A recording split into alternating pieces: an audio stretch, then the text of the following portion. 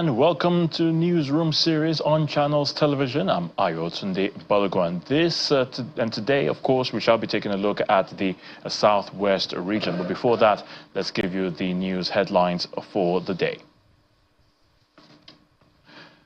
President Bola Tinubu has signed the bill for the new minimum wage of 70,000 naira into law. Now, today's signing follows an agreement reached by the federal government and labor leaders, pegging the amount of 70,000 naira as the new minimum wage for Nigerian workers after a meeting at the presidential villa in Abuja.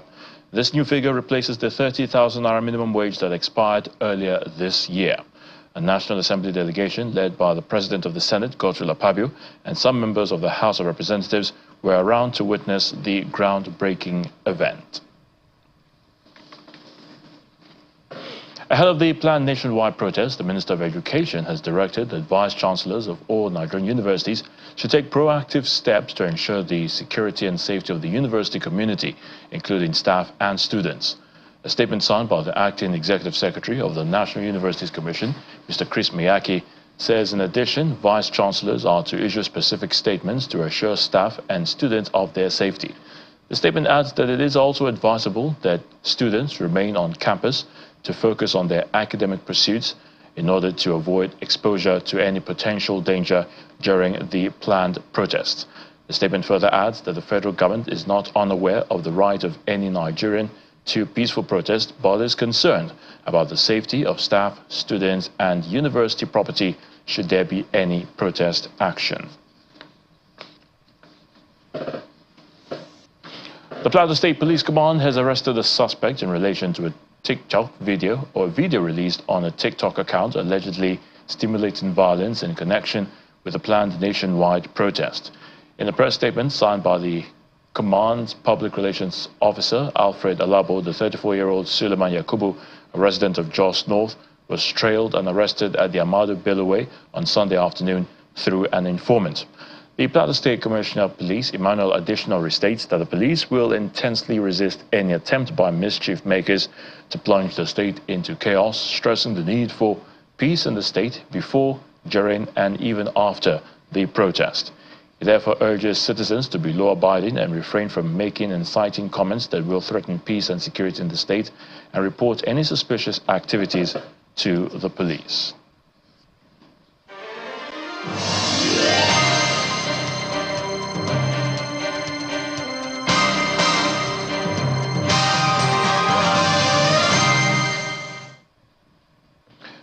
The Deji of Akure Kingdom in Ondo State, Oba Aledi Tuyinbo Ogunlade, has appealed to Nigerians to exercise patience and faith in the Bola Tinubu administration in the face of the current socio-economic challenges.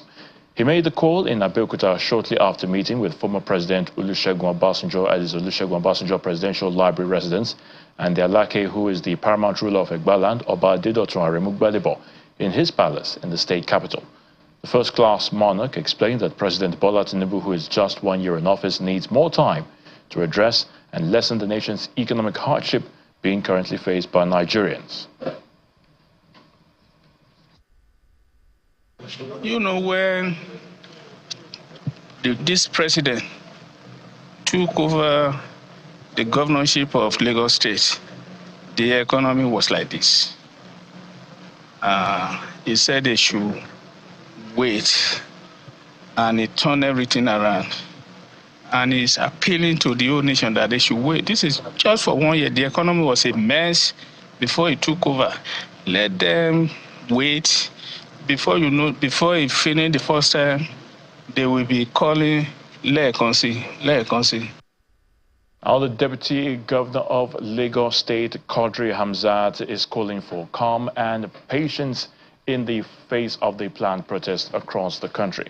Dr. Hamza told Channels Television that the embers of the NSAS protests are still glowing and the nation cannot afford another. Well, two components. When it started, if you recall, the governor, myself, we engaged the youths. We were the one that took the letter to Abuja to see the president and so on and so forth. But it didn't end well. So over 200 BRT buses, brand new, are destroyed. So those buses, the cost of procuring them is about 7 times now what it was then. So it's from the same purse. So buildings, courts, everything destroyed. And we're trying to rebuild. And you know, the tragedy is that these are assets for the common man. These are assets for the common man. The public work building that does our road through engaging people, which is a place where we used to train engineers. So imagine if you have a teaching hospital and your doctors don't perform surgeries. What does that mean? So these are institutions where we train pupil engineers who just finish on university, come and do work, come and understand how do you mix concrete, how do you walk on the street, how do you take measurement, what is the level, and what destroyed. So what does that mean for the future of the youth? So we cannot continue to destroy our own assets. It's counterproductive. And that's why we've engaged our youth to say, look, it's okay for us to protest, no problem. But it's not okay to destroy. We learned that when we were in universities. Okay, I went to University of Ibadan and we fought, we were doing our Luther, yes. But when we were coming back, our parents were made to pay. And in the process, some of us drop off because their parents cannot pay at the time. I remember what has happened to them. Because we destroy the assets that were used to train us. And they said, okay, before you come back, sign and your parents must pay this. Some of our colleagues drop off. And that cannot be good. Watch the full interview of Newsnight tonight by 9 p.m. and that will be on all channels television platforms. In Ogun, the state government may have left behind the controversies and allegations of insensitivity behind it over the demolition of structures at the state government reservation area in Ibara, Abeokuta, the state capital, as it has commenced allocation of houses to successful subscribers. Now, the State Commissioner for Housing, Jamiu Oboni, reveals that the Ibara GRA regeneration scheme has become imperative in view of the need to give Abeokuta its rightful place of development it deserves as a state capital. The Ibara GRA was built in 1976 by the first civilian governor of the state, Chief Bisi Onabanjo, to accommodate civil servants after the creation of the state from the old western region. It sits atop 32 hectares of prime land with current market value of about 20 billion naira in the state capital.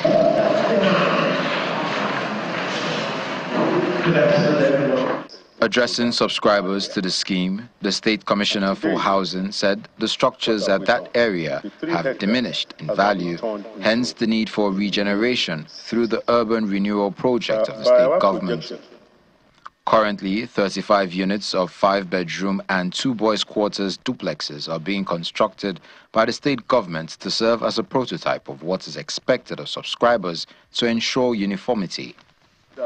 Given conditions and laid down rules and regulations that must be strictly adhered to by subscribers, the government, however, warned against violation, saying that allocation to deviants would be revoked.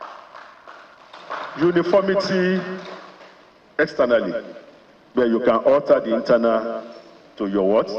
To your taste and satisfaction. We're very flexible about that because we can't even control. But what we are after is what? External package must be the same thing. And we will make sure that everybody adheres to that. Now, the form you filled says that you must start building so time, by also time you must get to floor. And everyone that sounded me up, I tell you, before you buy, before you pay, this is the condition. Some of the subscribers who could not hold back their excitement commended the state government for its focus and sense of purpose. This will fasten the housing architecture of this state. If that momentum that policy is maintained everywhere. My comment is a commendation to the governor of the state. He's not an Egba man. But for him to have thought of regeneration of the GRA in Egba land is very commendable. The state government believes that it has reaffirmed its commitment towards provision of houses for all strata of the state economy, saying that about 4,000 units of low-cost housing have been delivered across the 3 senatorial districts of the state since the inception of the current administration.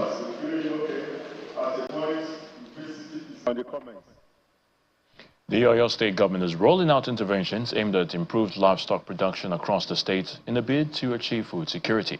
The state government, in partnership with the International Livestock Research Institute, organized a needs assessment workshop to decipher the gaps in livestock rearing, dairy production and its value chain in order to evolve with a robust plan to assist livestock production in the state. This needs assessment workshop is put together by the International Livestock Research Institute, ILRI, in conjunction with the Oyo State Agribusiness Development Agency, OISADA, and the World Bank Assisted Livestock Productivity and Resilience Support Project, LPRESS, for stakeholders in the production of poultry, piggery, fishery, cattle rearing, and other value chain. The workshop is seen as an important part of the overall strategy of agriculture and agribusiness in the state, which arguably hosts the largest day-old chick market in sub-Saharan Africa. Lack of access to the market is preventing many of them growing their business and businesses. And as such, that is not helping productivity. Many people are thereby running away from investing in the livestock sector. But where we are now, under the LPRESS project, we are charged to address the issues of low productivity and low investment in the sector. The executive advisor to Governor Makinde on agribusiness, Debo Akonde, believes the potential is enormous and must be harnessed. What this project will do for us is for us to have a better understanding of where we are, to also know what we need to do to improve on livestock generally, and to key in into the modern approach of livestock value chain within our state. There are so many things that we can benefit as a state from the livestock value chain. International Livestock Research Institute has a memorandum of understanding in place as a technical consultant to the Oyo State government on every livestock project, and reaffirms that the state's agroecology suits almost every class of livestock. The state is actually rich in terms of value for livestock, and the agroecology of the state suits almost every classes of livestock: pig, poultry, for dairy, goats. And you notice that even when the grazers, the Fulani, when they need feed, most of them come from the north, and they settle around Oyo, Ogun State, like that, for those who really want to settle. So in terms of data, there are data in Oyo State showing the investment, showing the value of livestock, even showing the number of farmers. And in this project, one of the activities again is to profile more livestock farmers, biometric them, georeference them, so that governments will know where they are putting their money, and not just farmers that appear when there are interventions, collect intervention fund, disappear and went. With Fashola Agribusiness Hub as the incubator for prototypes, this project is going to support smallholder farmers, medium and large investors who have been profiled and confirmed to be livestock farmers, as the issues of low productivity and low investment in the sector are critical areas of concern, with representatives from each livestock sector of poultry, piggery, cattle rearing, goat keeping, and the value chain as major beneficiaries.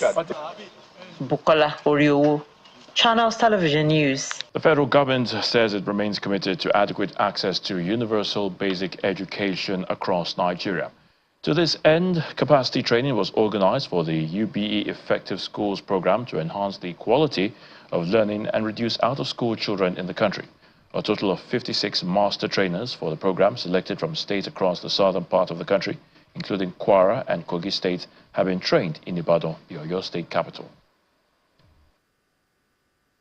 The latest data from UNESCO, in partnership with the Global Education and Monitoring Report, puts the number of out-of-school children in Nigeria at 20.2 million, a figure that is worrisome, with grave consequences if not addressed. Capacity building has been identified as a major pedestal on which these gaps could be addressed. At a week-long training program for master trainers under the Effective School Program of the Universal Basic Education Commission, the Executive Secretary of the Commission says at least 56 participants have been trained from the southern region of Nigeria, including Kwara and Kogi states. This is a program that started a few years back in terms of the introduction of smart education into our basic education subsector. We started at the Digital Resource Center in Abuja and the smart schools in each of the 36 states of the Federation and the FCT. This, yes, BESDA provided a foundation, but at the same time, I think we are moving to a much higher level, isn't it, through the smart education system to ensure that, isn't it, children now can learn more effectively. Executive Chairman Oyo Sebeb, Dr. Nureni Aderemi Adeniro, notes that the Oyo State government has keyed into the smart education system initiated by UBEC, with the ongoing recruitment of 7,000 primary school teachers who are digitally literate. This particular program is just the starting point, and some schools that have been selected that will serve as effective schools, they are just to start. All other schools will continue to join as we go along. And since education is now more technological driven than it was before, so every school, every state that always want to be in line with the best global practices must ensure that they key into this program. The UBE Effective Schools program represents a substantial investment in Nigeria's educational future, adding that it aims to bridge gaps in learning and foster an environment where every child can thrive academically. The school program is to actualize the minimum standards. So what the Commission is targeting is to ensure that the dilapidated structures are also renovated. We make sure that the teacher-pupil ratio is what's expected, and all the teachers are also trained. These master trainers are expected to go back to their states and build capacity for teachers and allied staff to make smart school systems adaptable and functional. The Lagos State Commissioner for Economic Planning and Budget, Mr. Okpe George, has reiterated the state government's commitment to citizens' participatory and all-inclusive governance process. Mr. George disclosed this at the commencement of the year 2025 Budget Consultative Forum for Ikeja Division, stressing that some of the suggestions and outcomes of the year 2023 forum were included in preparation for the year 2024 budget. According to him, 23% of the 2024 budget has been spent on infrastructural renewal across the state, and between January and June this year, 400 beneficiaries enjoyed micro-enterprise loans, while 155 benefited from the SME loans, amounting to over 200 million naira. It's the Lagos State 2025 Budget Consultative Forum, organized by the Ministry of Economic Planning and Budget. This annual event has constantly helped the state government in planning ahead and meeting the demands of the people. This year, the same exercise is also being carried out.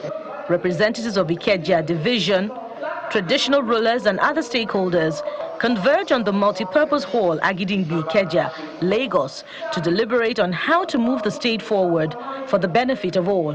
This forum has always charged itself to reach out to the 5 divisions in Lagos State so that the inputs of all stakeholders are taken into consideration in the state's budget preparation process to further ensure transparency, accountability, inclusion, effective representation, and acceptability of the budget. The State Commissioner for Economic Planning and Budget updates the people on the 2024 budget cycle. We have an economic side of close to 43 trillion naira in 2023, and that shows very impressive growth rate of about 6.5%. We've had improvements in our PAC allocation from about 38.55 billion in March 2024 to about 42.3 billion by April 2024. Over the last couple of months for this year, we've ensured that close to over 400 beneficiaries have received support from micro-enterprises to various loans, and various startups have received support. Some residents share their concerns in the area of grants, road infrastructure, and education development. Not everybody wants the grant because the grant is not enough. And we know grants are not paid back. But people want money that they can trade with and make their own money. In our own area, the major road leading to the community hall is left uncompleted. A section of the road has been constructed, one side of the drainage has been constructed, but the other one was left untouched, and that rendered that road impassable. For the past 3 or 4 years, we've been requesting for the construction of a senior secondary school in Akele Alakuko. Up till now, it has not been constructed. So we will want the state government to look at it. The state government says its IGR target of 1.1 trillion naira is almost achieved and will do more to increase the state's revenue. We have an IGR target of close to 1.1 trillion for 2024, and so far we have just currently finished our media review, of which we are all currently in process of going through. We are okay with our indices. Our sustainability levels are quite good. We can always do better with the IGR. We're also looking at ensuring that we can also look at increasing other forms of IGR as opposed to just the regular tax which we do. So it's all work in progress. The annual Budget Consultative Forum will be held in all 5 divisions of the state, and the government is assuring the people of its efforts in taking proactive steps to address all the issues raised to ensure all-inclusive governance in Lagos State. Governor Biodun Oyebanjo of Ekiti State has presented gratuity checks amounting into 1 billion naira to 450 pensioners in the state. The governor says his administration remains committed to all retirees in the state, adding that he has paid over 14 billion naira as pension and gratuity. Speaking after the presentation of checks in Ekiti, the state capital, Governor Oyebanjo acknowledged that the government under his leadership will continue to ensure that the welfare of all senior citizens in the state remains a priority. It's not what they should expect, what we have been doing for them since we came on board. It's not the first time we are doing this, and this is not the 4th time. We have paid variously 700 million, 600 million, this is a billion, and monthly we pay 100 million to both state and local government, making 200 million every month to defray gratuities. And we are up to date in the payment of pensions. Pension comes with salary payment to civil servants in the state. At the state level, we have defrayed the areas of pensions owed them. At the government level, we have done 2 months. We have done another month now, if not for this judgment that has halted our intervention at that level. So the pensioners are a critical part of our policy. They work for the state, they've served the state, and they deserve to rest well. So we are not doing them a favor. They work for these benefits, and we must pay them. And our desire, hopefully, is to extinguish everything as soon as possible. The committee is in place working to find the best way. In a goodwill message, the head of service, Dr. Folakemi Olamojubi, expressed her gratitude to the governor for the gesture. Pensioners are saying that now that we have a winning team that is giving them support in all things, paying their pensions regularly, the gratuity systematically, they feel as if this type of government should continue forever.